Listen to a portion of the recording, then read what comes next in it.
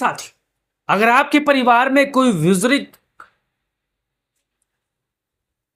जय हिंद साथी, अगर आपके परिवार में कोई वृद्धावस्था में बुजुर्ग इंसान है तो आपके जहन में अगर उनका वृद्धा पेंशन नहीं आया होगा तो आपके जहन में एक सवाल जरूर आया होगा, आखिर क्यों नहीं आ रहा 2026 में वृद्धा पेंशन। और कौन सी जाने अनजाने में गलतियां आपसे होती हैं जिससे आपका सरकार तो वृद्धा पेंशन भेज देती है लेकिन बैंक में आकर अटक जाती है। आज मैं आपको हर चीज के बारे में बताऊंगा। अगर आप भी वृद्धा पेंशन का फॉर्म भरे थे और आप भी जाने अनजाने में गलतियां करते हो तो आपको फौरन सावधान हो जाना है। अब हमारे पीछे यह तस्वीर देख सकते हो और पढ़ सकते हो, वृद्धा पेंशन क्यों नहीं आ रहा 2026 में, किन लोगों को मिलेगा अब पेंशन, कितनी मिलेगी वृद्धा पेंशन अगस्त में।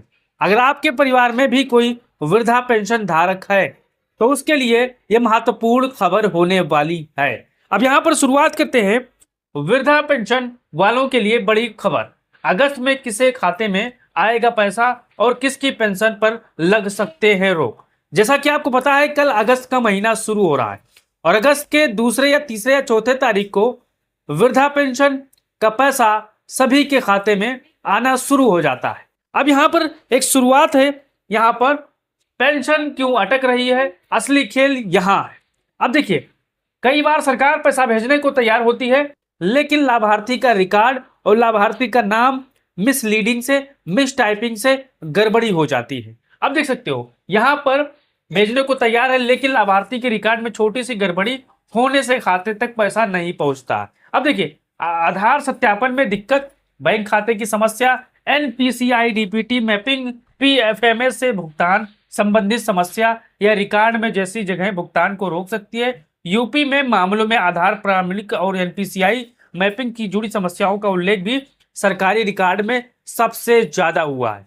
और ये चीजें होती हैं जो हमारे बुजुर्गों को पता भी नहीं होती है और उनके साथ खेला हो जाता है। तो आपको इससे कैसे बचना है मैं आपको वीडियो के अंत में बताने वाला हूं। अब यहां पर देखिए, किन बुजुर्गों को अगस्त में पेंशन मिलने की उम्मीद सबसे ज्यादा है। अब यहां पर देख सकते हो जिनका नाम पात्र लाभार्थी सूची में है, जरूरी सत्यापन पूरा है और बैंक डीबीटी रिकॉर्ड सही है, उन्हें भुगतान मिलने की उम्मीद है। यानी सिर्फ 60 साल की उम्र पूरी होना काफी नहीं, रिकॉर्ड भी सही होना चाहिए, इस चीज को आपको ध्यान देना है। अब यहां पर देखिए चौथा, जिनकी पेंशन बंद हो गई है क्या उनका पैसा हमेशा के लिए गया। यह जरूर जहन में आएगा कि हमारा पेंशन तो बंद हो गया है, क्या अब दोबारा चालू होगा। तो यहां पर देखिए बिल्कुल नहीं। अब देखिए, अगर पेंशन सिर्फ तकनीकी या दस्तावेजी वजह से रुकी है और लाभार्थी अभी पात्र है तो समस्या ठीक कराकर पेंशन दोबारा यहां पर शुरू हो सकती है। यही सबसे बड़ी राहत वाली बात है साथियों। तो अगर आपकी ऐसी कोई समस्या है तो साथियों कमेंट बॉक्स में आप इसको लेकर राय दे सकते हो, सवाल भी पूछ सकते हो। अब यहां पर आगे देखिए, लेकिन अगर नाम ही पात्र अपात्र निकल गया तो। अब बहुत से साथियों का सवाल है कि अगर नाम ही अपात्र की श्रेणी में आ गया तो अब क्या होगा। तो यहां पर आप देख सकते हो यह मामला थोड़ा गंभीर है। अगर जांच में पता चलता है कि व्यक्ति योजना की पात्रता पूरी नहीं करता है, रिकॉर्ड में गलत जानकारी है तो पेंशन रोकने या बंद करने की कोई कार्रवाई हो सकती है। इसलिए पहले आप पता करें कि पेंशन रुकी है या रद्द हुई है। इसमें दो कैटेगरी है, यहां पर रुकी हुई है या रद्द हुई है। अब रुकने का कारण होता है आपका आधार पैन कार्ड में दिक्कत, ई-केवाईसी में दिक्कत, और रद्द होने का कारण है कि आप अपात्र श्रेणी में आते हो, इसलिए सरकार ने आपका वृद्धा पेंशन रद्द कर दिया है। अब यहां पर देखिए, बंद पेंशन दोबारा चालू कराने का रास्ता क्या है।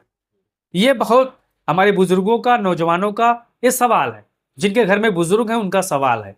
अब देखिए, सबसे पहले ये चीजें आपको चेक कराना है। अब देखिए, आधार सत्यापन, बैंक खाता, Aadhaar NPCI mapping, DPT, pension status और पात्र रिकॉर्ड, यहां से पेंशन की प्रक्रिया शुरू होती है और पात्रता रिकॉर्ड तक आकर खत्म हो जाती है। अगर यहां से शुरुआतों में सब कुछ ठीक रहा तो पैसा आते आते आपके खाते में यहां पर आ जाएगा। इस चीज को आपको समझना है। अब यहीं पर किसी का आधार में गलती हो जाती है, किसी बैंक खाते में गलती हो जाती है, किसी के आधार एनपीसीआई मैपिंग में गलती हो जाती है, किसी का बैंक में डीबीटी ऑन नहीं होता, किसी का पेंशन स्टेटस यहाँ पर दिक्कत होने लगती है, तो कोई पात्रता रिकॉर्ड से ऊपर नीचे होने लगता है। इन्हीं सब गड़बड़ी होती है, इसलिए आपका पैसा बिल्कुल रुक जाता है और परेशान हो जाते हो। अब यहाँ पर देखिए, बैंक वालों से एक सवाल आपको जरूर पूछना है, और एक ऐसा सवाल है जो आपको लिख लेना है, याद कर लेना है। आपको बैंक जाना है, अगर आपके परिवार में कोई वृद्धा पेंशन धारक है या आवेदन करने वाले हो तो यहाँ पर देखना है।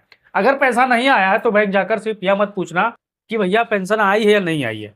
बस सीधा सवाल है कि सीधे पूछो, मेरा आधार एनपीसीआई में मैप है या नहीं, और डीपीटी चालू है या नहीं। ये सवाल आप स्क्रीनशॉट ले सकते हो, ताकि आने वाले भविष्य में आप थोड़े जागरूक बनोगे और उनसे सीधा सवाल करोगे, उनको समझ में आएगी कि ये जो आदमी है ये जानकार है। अब सारा खेल एनपीसीआई मैपिंग और डीबीटी से होता है। अगर यहाँ पर इन दोनों में दिक्कत होगी तो आप, सरकार चाहे आपको करोड़ों रुपए भेज दे, आपके खाते में पैसा नहीं आएगा।